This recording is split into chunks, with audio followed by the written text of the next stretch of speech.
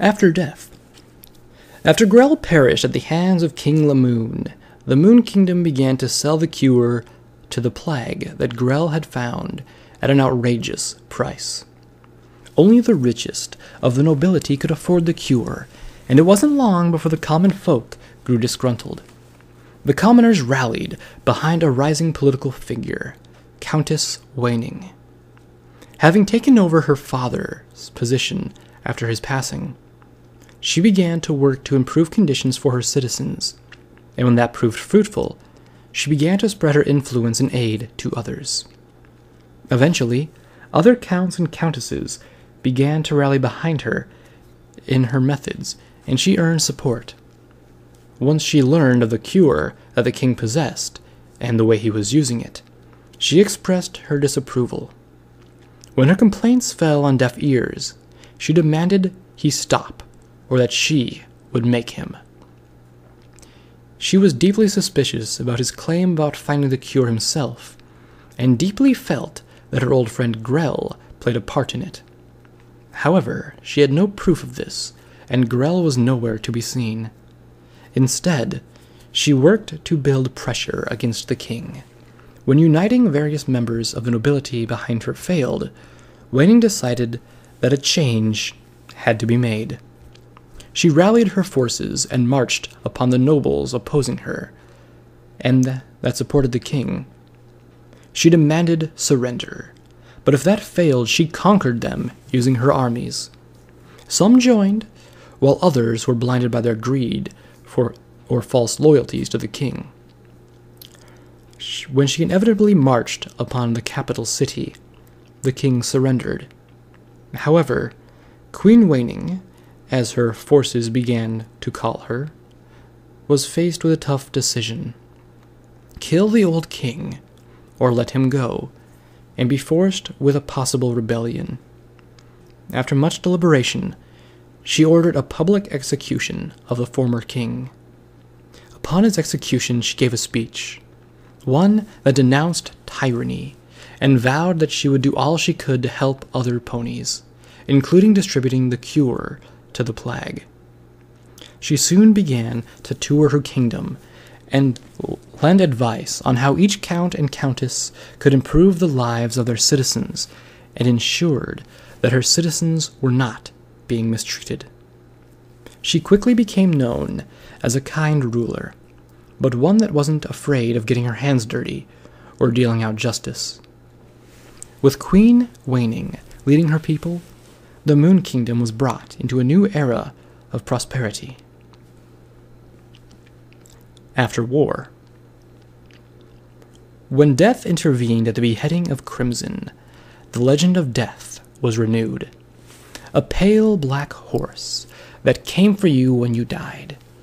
However, when the general witnessed this, he denied it ever happened. He ordered his troops to never speak of the matter again, threatening punishment for any who did. Many of the officers who had helped Crimson were punished accordingly, regardless. As such, the general's force had been reduced by the incident. However, on the precipice of a large operation, the general had no choice but to press on. It was to be the final, crushing victory against the Unicorn Menace. The tables were turned. With low morale and fewer troops than they had expected to have, the Scarlet Empire's armies were defeated while only inflicting minor damage to the enemy. Many of the Scarlet Empire troops fled the battlefield when they realized the outcome. However, many were killed. Some veterans of the battle claim to have seen a black figure flying over the battlefield as the fighting raged on and ponies on both sides died. Among the dead was the general himself, and it is said that the same black figure seen flying over the battlefield was also seen standing over the general's corpse. However, most couldn't recall if they had actually seen the figure, or if they had just been imagining things while under the stress of battle. After the battle had been lost, the Scarlet Empire never launched another attack against the mystical symposium, and instead focused on other fronts. By this point, however, a great deal of conflict in the world was beginning to fade, and some could see peace on the horizon once again. After famine. After the death of Flora in the city of Ciro, it continued on as nothing had happened. However, Flora's family, which had turned her in hopes of food, were left with only sadness and anger at the mayor. The mayor had lied to them, taking their daughter but not granting them the food he had promised. Before they even discovered the mayor's treachery, however, they quickly began to regret their decision. Flora had been their daughter, and was the only thing, and was only trying to look after their family, and other ponies who couldn't feed themselves. They remembered the words of their daughter's friend, Glint, as he was executed, and began to see the truth in them. What Glint, their daughter, and her friends had been doing was good. It wasn't them that should have been punished. While they had to dedicate more time to taking care of their remaining 2 children, they began to become more politically active. They talked to ponies in their neighborhood to begin with, spreading out from there. They rallied their fellow citizens against the mayor and what they called a serious injustice and misuse of power. Support grew slowly at first, but after a few months, they grew into a sizable number. After some time, the mayor had ordered they stop their protesting so that peace could be maintained, and used the city guard to enforce this by breaking up their meetings. As this went on, it wasn't long before the citizens had had enough. Soon, they revolted against the city guard, the rich, and the mayor. Much blood was spilt during this revolt, and when the dust finally settled, many lay dead on both sides. The citizens had taken control of the city and elected a new mayor to it.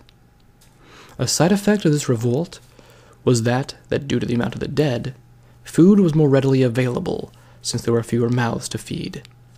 While rations still needed to be enforced, they were able to feed the entire population properly without running out.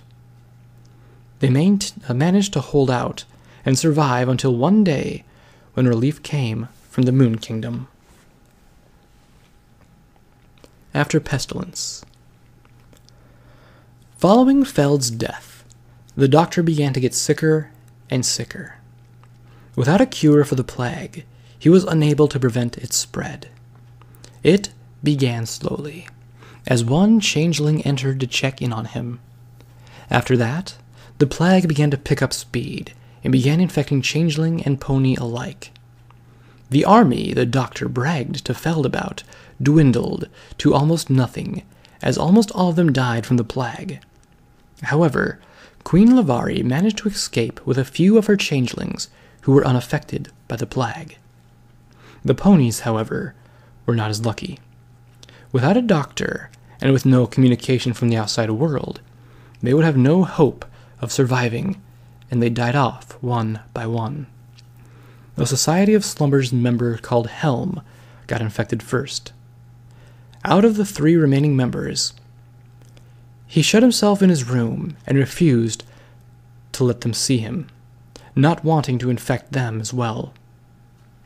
Seeing everyone around them become sick and dying, Lucky and Aurora could only think of one thing: survival. Aurora gathered food and water from her job, while Lucky gathered as much supplies as he could. Together, they shut themselves away in the SOS hideout. They stayed locked away in there for weeks, all the while hearing the groaning and screams of the citizens in the town above them. Aurora's normally happy and bubbly personality was lost, and she became serious and fearful. Lucky attempted to hold things together, however there was only so much he could do. Eventually, the town above them became quiet for a period of a few days. After they thought it was safe to leave, Lucky and Aurora left the hideout and ventured back into the town.